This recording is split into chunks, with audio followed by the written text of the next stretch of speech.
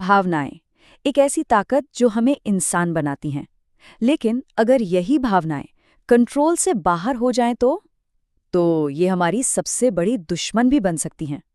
आज हम इसी दोधारी तलवार को चलिए थोड़ा और करीब से समझने की कोशिश करते हैं। तो सवाल ये उठता है कि क्या भावनाएं सच में हमारी कामयाबी की दुश्मन है? देखिए, इसका जवाब सीधा हाँ या ना में नहीं है। सच्चाई कहीं बीच में है और आज हम उसी सच्चाई को जानने वाले हैं।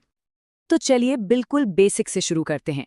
इससे पहले कि हम इमोशंस को विलन बना दें, ये समझना बहुत जरूरी है कि वो असल में हैं क्या। बात सीधी सी है, भावनाएं कोई प्रॉब्लम नहीं है, बल्कि हमारा एक नेचुरल हिस्सा हैं। इसको ऐसे समझिए, इमोशंस हमारे सिस्टम का एक इनबिल्ट फीचर हैं, कोई वायरस या बग नहीं। ये इंसान होने के एक्सपीरियंस का एक बहुत जरूरी हिस्सा है। असली गड़बड़ तब शुरू होती है जब ये फीचर आउट ऑफ कंट्रोल होकर पूरे सिस्टम पर कब्जा कर लेता है। तो सवाल ये है कि ये फीचर एक बग में बदलता कब है और कैसे? ये उस मोड़ पर होता है जब हम अपनी भावनाओं पर से अपना कंट्रोल खो देते हैं। चलिए इस सिचुएशन को थोड़ा और गहराई से देखते हैं। इसी को कहते हैं भावुकता में बह जाना।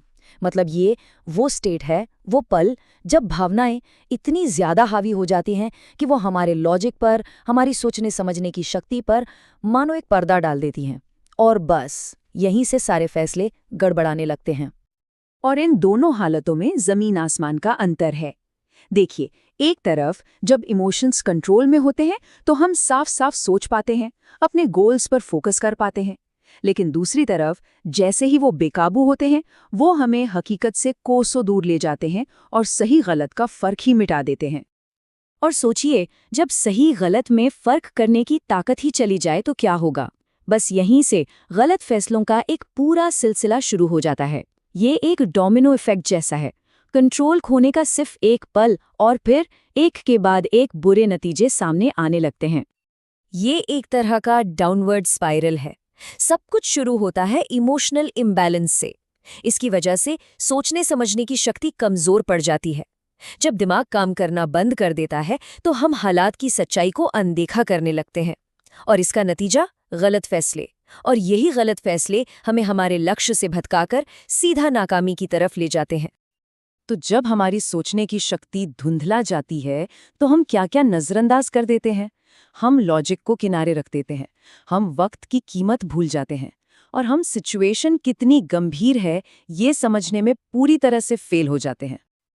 और जब लॉजिक, टाइम और हालात, इन तीनों जरूरी चीजों को इग्नोर किया जाता है तो रिजल्ट तो खराब होना ही है।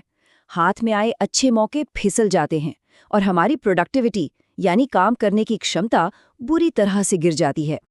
तो अब तक हमने ये देख लिया कि कैसे भावनाओं का जरा सा इम्बैलेंस गलत फैसलों की एक पूरी चेन रिएक्शन शुरू कर देता है। अब समझते हैं कि ये सब मिलकर कामयाबी के रास्ते का सबसे बड़ा रोड़ा कैसे बन जाता है। इस पूरी कहानी का जो आखिरी और सबसे अहम नतीजा है वो बिल्कुल साफ है, उसे अनदेखा किया ही नहीं जा सकता। इस पूरी बातचीत का निचोड़ बस एक लाइन में है: भावुकता में बह जाना सोचने समझने की शक्ति को कमजोर कर देता है और सफलता के रास्ते में एक रुकावट बन जाता है। ये वो सच है जिसे समझना हमारे लिए सबसे ज्यादा जरूरी है। तो अगर इसे और भी साफ शब्दों में कहें तो बेकाबू भावनाएं ही सीधे सीधे असफलता की वजह बनती हैं। ये कोई इत्तेफाक नहीं है, बल्कि एक सीधा कनेक्शन है। तो ये सारी बातचीत हमें एक बहुत जरूरी सवाल पर लाकर खड़ा करती है। आखिर वो कौन सी भावनाएं हैं जो बार बार हमारी सफलता के रास्ते में आकर खड़ी हो जाती हैं? जरा सोचिए, क्योंकि शायद इसी सवाल के जवाब में इमोशनल कंट्रोल की तरफ पहला कदम छिपा है।